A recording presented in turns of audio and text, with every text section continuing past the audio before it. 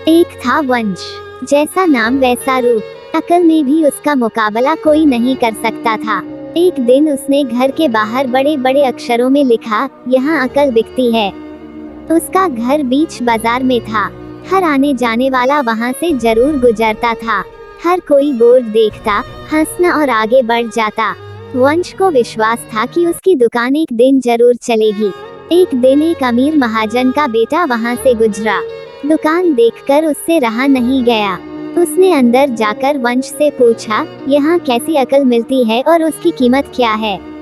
उसने कहा, यह इस बात पर निर्भर करता है कि तुम इस पर कितना पैसा खर्च कर सकते हो। गंपू ने जेब से 1 रुपया निकालकर पूछा, इस रुपए के बदले कौन सी अकल मिलेगी और कितनी?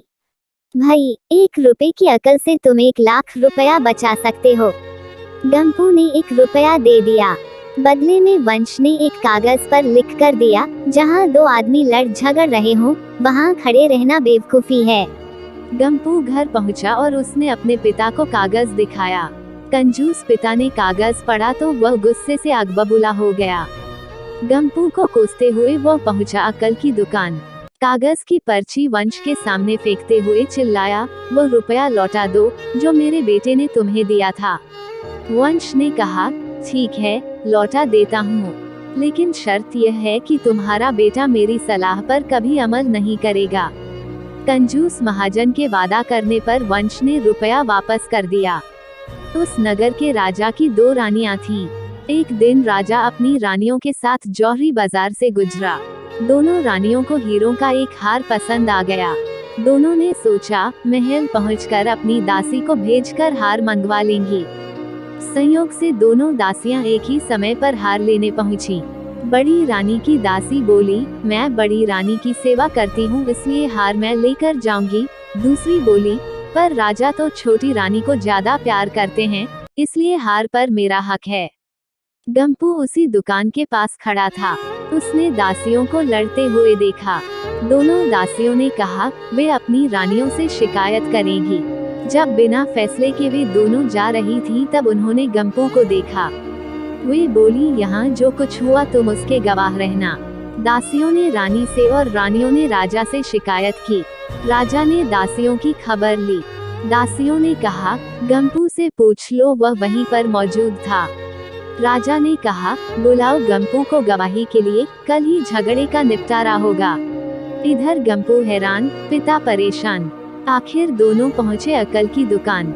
माफी मांगी और मदद भी। वंश ने कहा, मदद तो मैं कर दूं, पर अब जो मैं अकल दूंगा उसकी कीमत है 5000 रुपए।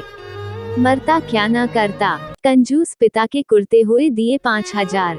वंश ने अकल दी कि गवाही के समय गंपू पागलपन का नाटक करे और दासियों के विरुद्ध कुछ न कहे।